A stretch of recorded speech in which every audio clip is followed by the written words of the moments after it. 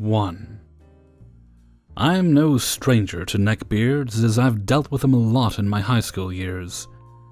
But this is the only interaction I can think of having with a legbeard. I work in food service, and in this industry, meeting a weirdo co-worker is inevitable. I will make clear now that she is a generally kind person. She's just a lot. I had heard about this girl from a relative of mine that worked at the same restaurant before I started there, so I went in already knowing she was a handful. My initial impression, of course, was that she wasn't too bad. Keyword initial. I learned pretty quickly, within the first few hours of working side by side with her, that she is obsessed with anime, and anything else Japanese. She proudly proclaimed herself as a weeaboo. When she met my friend, also an anime fan, she squealed out, "Are you an otaku like me?" For those of you not familiar with the term, it's used to describe someone with an unhealthy obsession. It's not something you want to be called. Now, I'm used to otakus and weeaboos. They made up a large amount of the people I knew in my early high school years. But this girl took it a step further. She was a girl casually wearing Japanese traditional clothing, and using the most basic Japanese phrases and words on coworkers, and to the poor, unsuspecting public. And by simple, I mean, "Oh, kawaii," or "Goimen, konnichiwa, nani," on a loop. She's the girl appropriating the culture, language, and making no effort in actually trying to learn about it.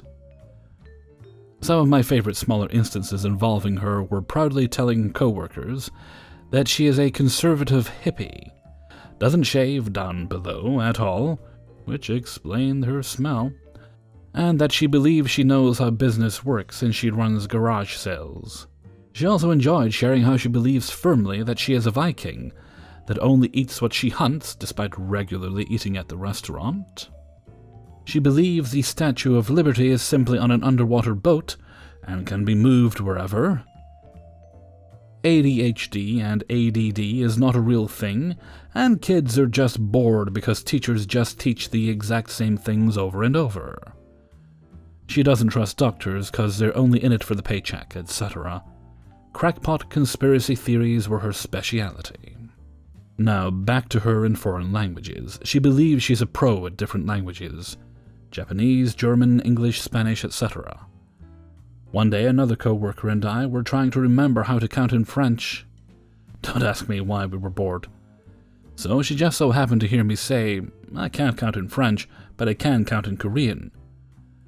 Korean isn't hard to count in, whether it's in Sino-Korean or Native Korean. When she hears my statement, she announces she too can count in Korean, and blurts out, or attempts to, numbers 1 to 5. This girl butchered the pronunciation, sloshing it all together.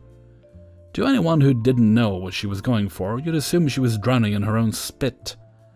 Now, my Korean isn't perfect, but the pronunciation of 1 to 5 is pretty easy. Me, being the asshole I am, I turned around with a sharp, "Not even fucking close." She sunk back with a muttered, "Well, that's how I learned," and walked away. I know I could have been nicer, but I had worked with her for 2 years by then, and my patience with her self-righteousness was at an all-time low. In another instant, she attempted to speak Spanish to a group of Hispanic guys that walked into our restaurant. Now, this doesn't sound too bad right off the bat, but these poor men didn't speak Spanish. She went solely on the assumption that they do because of their appearance. I gave them a horrified look followed by a mouthed apology. What did she try saying to them? "Hello, my name is," followed by nonsense, even if they were Spanish speakers. They'd be at a loss for words. I'm not sure where her false sense of confidence in linguistics came from, but holy hell, she was a mess. Small shit like this happened often, attempting to speak Spanish with Hispanic customers, German and Dutch with her Amish customers, and speaking Japanese with anyone who stood too close to her. But my last real interaction with her happened Christmas of 2018. She has moved to night shift due to her boyfriend's schedule, as well as our general manager no longer being able to tolerate her. So I didn't see her often.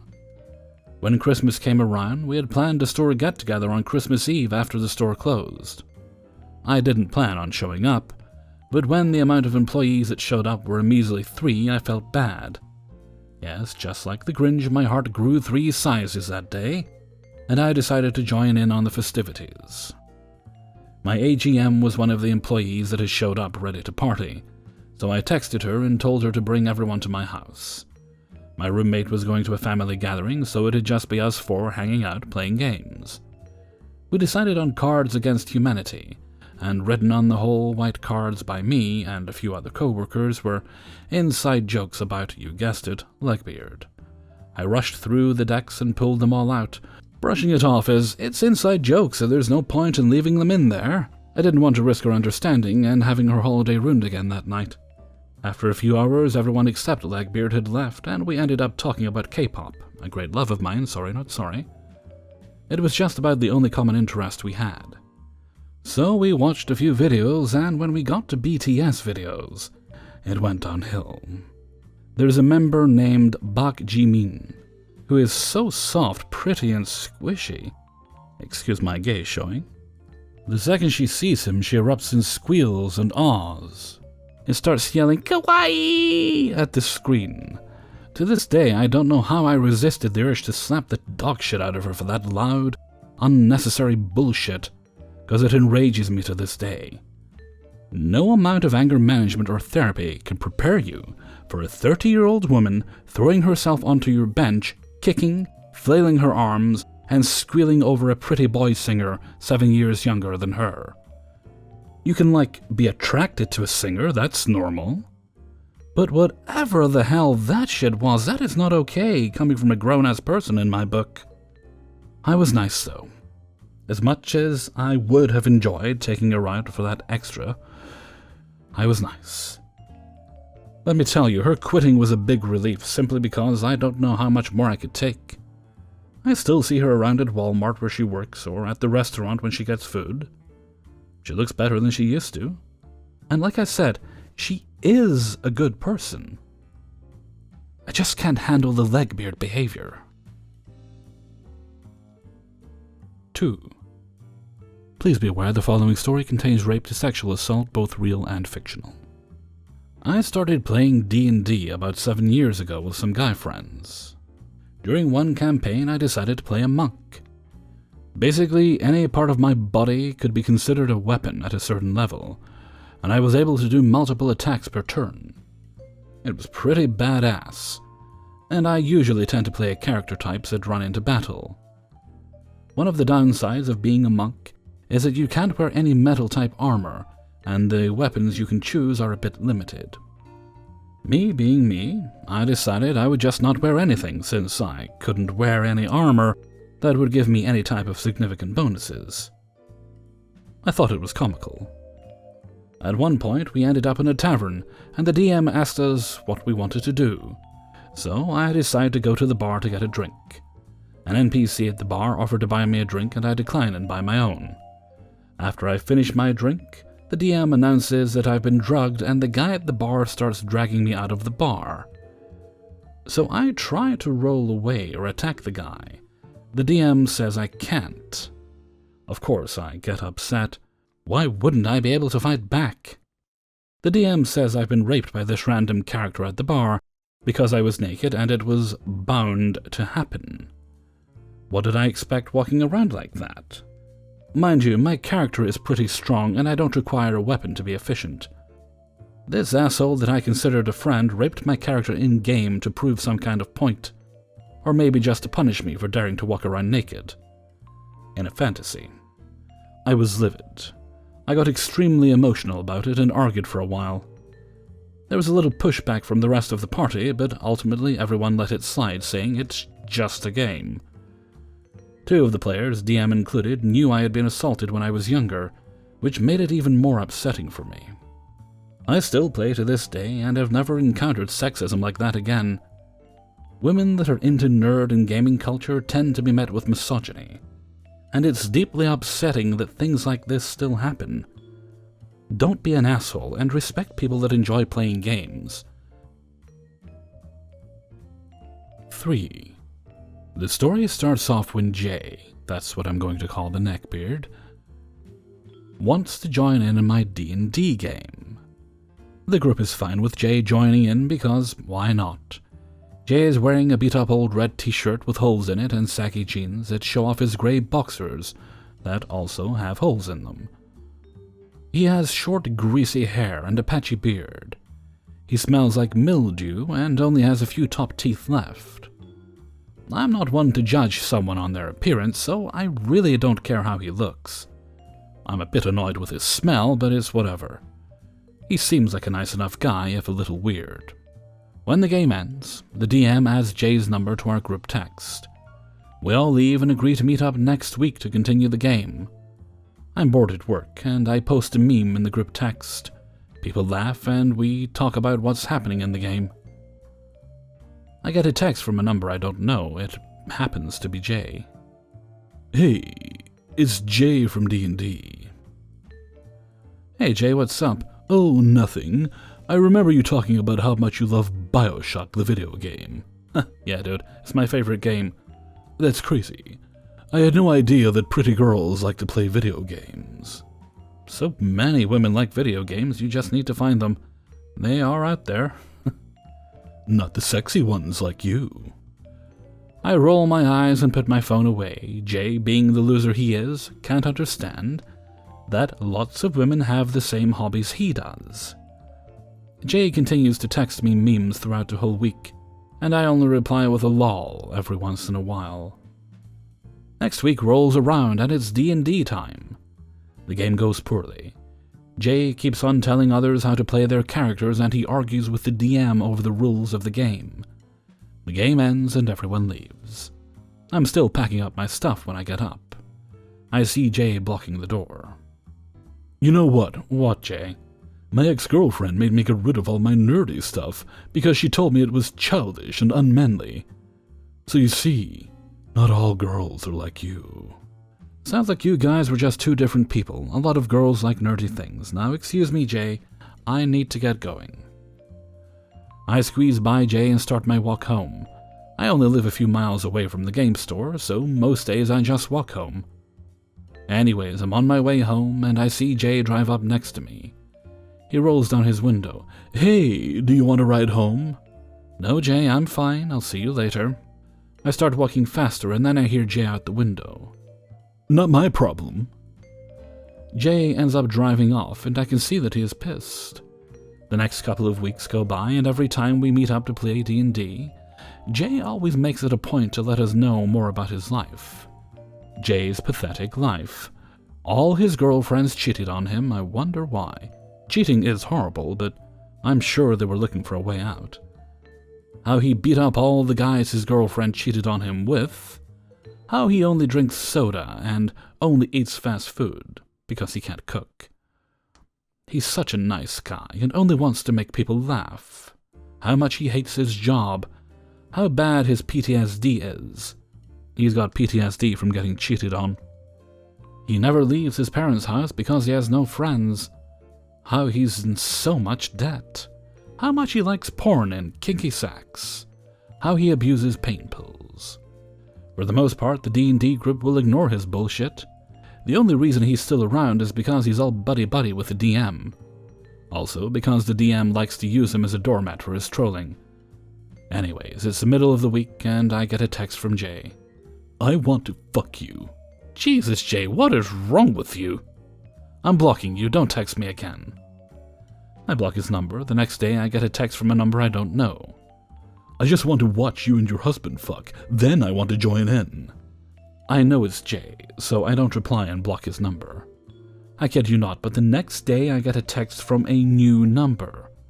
It's Jay again, and he sends me a long message about how he wants me to cheat on my husband. Also, about how he knows me better than my husband does. I block the number and I don't hear from him again. Thank fucking God. The next week, we don't meet up for D&D because of COVID. I decide to never go to that D&D group again. 4. I met this guy when I befriended his brother, a kid in my grade. Some context. I don't go to the school most kids from my town do. I go to a technical school that sets you up to go straight into the workforce. Veterinary service for me. None of my friends got in, so I was horribly alone that year. I was pretty mean to most people who I deemed as bad. Stereotypical popular kids. The freshman friend, who we'll call Fraser, was on my bus, and in my group as we did a trial of all the programs this school had to offer. I sat with him and his two friends, the brother, Niles, and his junior, Jefferson. Niles was a neckbeard, of course. Fraser was an artist like me, although he did traditional. Niles introduced me to digital art, what I do now. Looking at his recent art on the UT Amino, it gives me a shameful boost of confidence when I see it. It feels weird and mean. But his art hasn't improved since then, and mine definitely has. I don't feel good about thinking that way, though. Anyway, these people were pretty awesome. They were one of the last 10 stops on the bus. I was the dead last stop. We had fun talking, but I expressed that a lot of the time I'm not awake enough for conversation in the morning, and after school I may just want to be alone and not talk often. They just didn't get it. Once Jefferson pulled me off my seat because, quote, "I thought you died." I was not too happy and explained once again that if I'm sleeping, just leave me be. It wasn't even near either of our stops, so there was no reason to wake me up.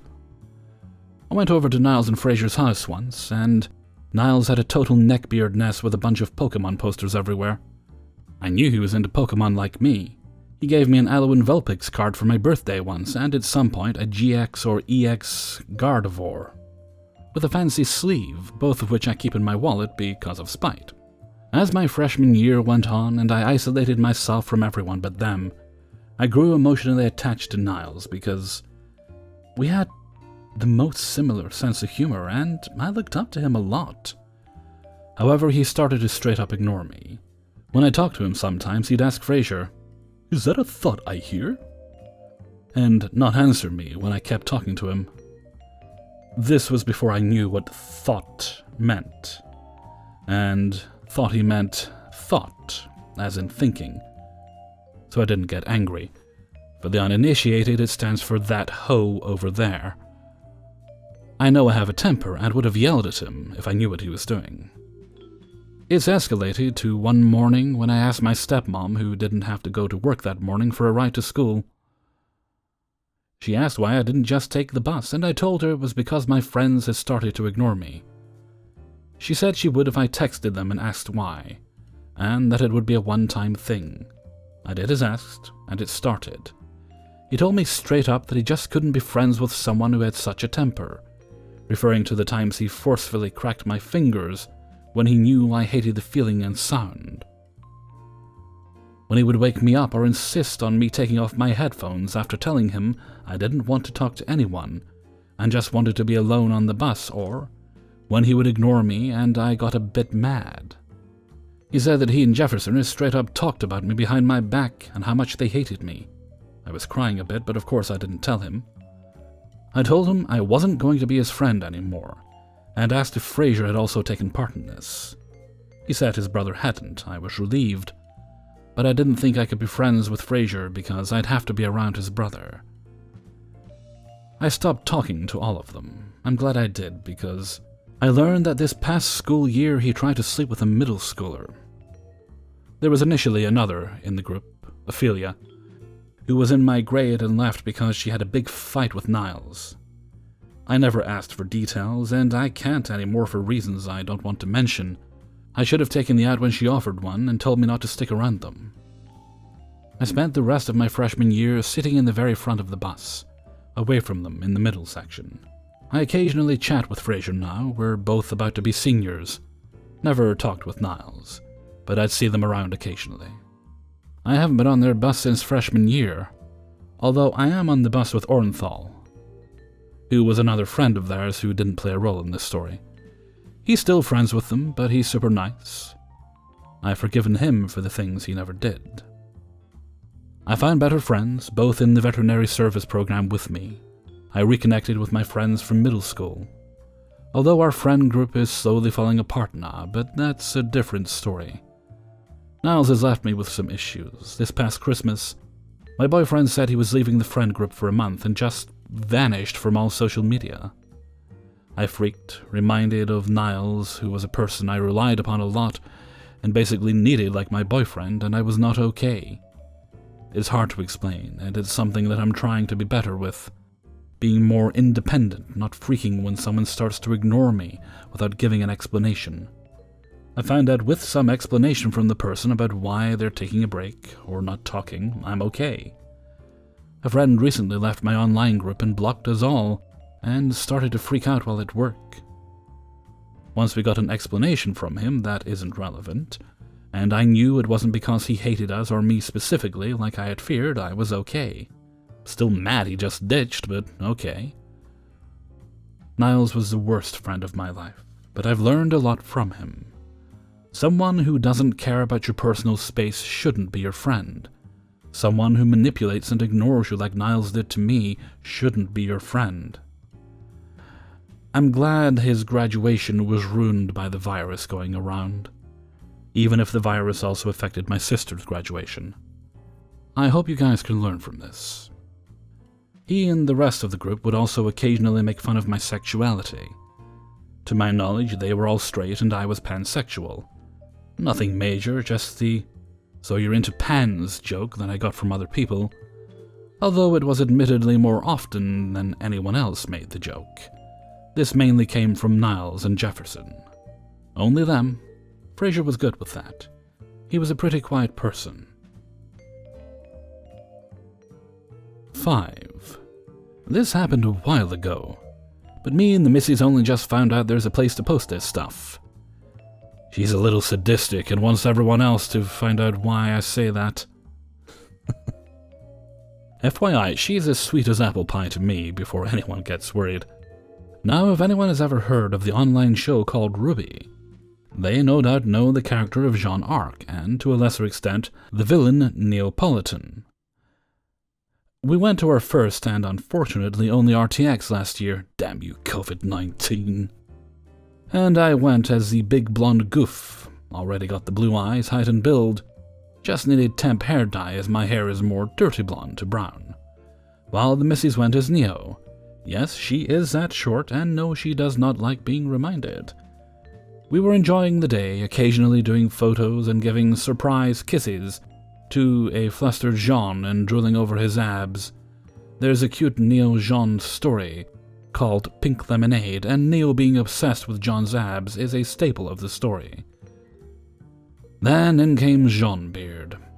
I call him this because he was also cosplaying Jean, but, well, I don't like to shame other cosplayers, but damn, this guy's attempt was bad. Like, he literally wore this filthy Pumpkin Pete hoodie, covered in grease stains and dust from various snacks, with a cardboard sword at his hip, and a wig which genuinely looked like a dead blonde rat on his head. That was it. Nothing else looked even close to Jean's outfit from any season. Oh, and yes, the neckbeard was real. Like it almost leaked down to join this scraggly mess of hair on his chest.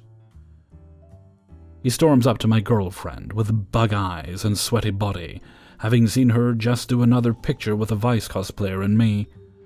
And the second he gets close, I gag.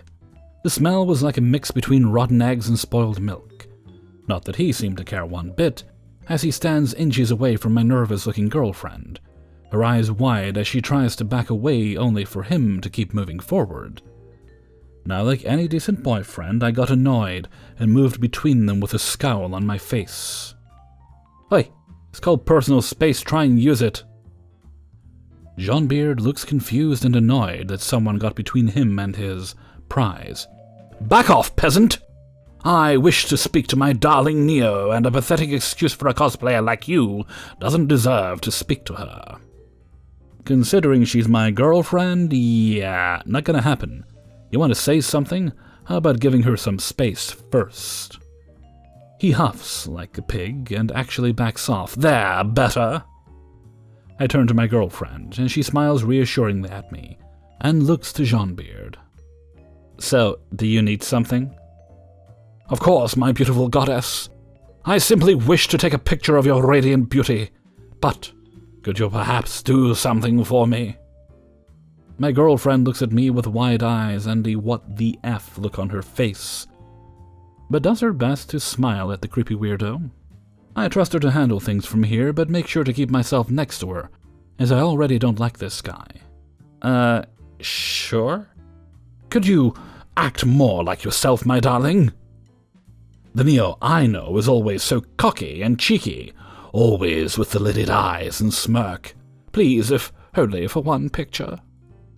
Now, my girlfriend is usually very good at this sort of thing, but the creepy vibe Jean-Beard was giving off, and the way he approached her had her off balance a bit. So when she agreed, it wasn't really her best, and this clearly annoyed Jean-Beard. No, no, no, no! Try better, my dear! Is this sad little beta beside you upsetting you? I will slay him with my blade if it will make you feel better. What kind of sad little man are you anyway, thinking you can be around such a radiant beauty such as her? I deserve a woman like her far more than you. Now, remember when I said my girlfriend is sadistic? Yeah, here comes the bit that shows this. See, she is very defensive of me, to the point she's actually busted someone's lip for calling me a freak when I cosplayed as a male Garnet from Steven Universe. She said she liked seeing the smug look it wiped off his face when her fist hit him. It's like a switch got flipped the moment he insulted me, and I see the look in her eyes. Usually, someone would get angry and start shouting at being insulted like that. Me? I just got worried my girlfriend was going to be arrested soon. So, with a sickly, sweet smile, she approached him. Oh, you're so right. I mean, why wouldn't I want to spend time with such a sexy man like yourself? You say you want me to act more like Neo would from the show? She gets closer with every word, and other people are starting to notice a murderous look in her eyes, but not Jean-Beard. He's too busy grinning from ear to ear with yellow teeth at being called sexy. Oh, yes, I would most certainly. Perhaps we can go get a drink afterwards. I can show you what a real man can do. He grins at me, not seeming to realize I'm not silent with upset, but more fear of what limb he's going to lose. Oh, all right then. Would you like me to give you a kiss on the cheek while you take a picture? I can even do a sexy Neo smirk. Yes, yes, please. Close your eyes then. Jean-Beard does just this, and has a confident smirk on his face all the while. My girlfriend, with a very Neo-like grin on her face, raises her heeled boot behind her, and delivers an agonizing kick straight to the guy's family jewels. Him letting out a high squeal, the kind you'd expect to hear from a little girl. Jean-Beard goes down, and my girlfriend places her heel on his back while looking down at him. That Neo enough for you? Good. Ever insult my boyfriend again, and I'll rip those little grapes off. She says all of this with a big smile on her face, even as I drag her away in panic, thinking he'll call the police on us. Turns out no police were called. Think Jean-Beard was too embarrassed, and everyone else around us saw the way he talked and acted to us. I tried to tell her off and say she went too far, but I couldn't stop the smile on my face, and she clearly never felt bad about it. Literally, she stood behind me as I typed this with the proudest smile on her face. We've not had another encounter with Neckbeards, thank God, but I hope you all enjoy this story. Hey everybody, Hellfreezer here, and thank you very much for listening to Neckbeards in the Wild, number 48. And thank you very much to everybody who allowed me to use and sent in stories for use in this video. Big thanks to the chat for keeping me company and, well, poking fun, really, whenever I mess up. Balls. Right, Neckbeards, that means this goes up on Sunday. I'm recording these quite a bit in advance right now. I have a number of errands to run later in the week. I gotta make a phone call to apparently get broken windows fixed, pay some bills and the likes, and I'll need to hand a prescription in. So, it'll be a busy week errand-wise. Okay, and with that, I'm gonna head off for now. So until next time, thank you very much for listening, and take very good care of yourselves.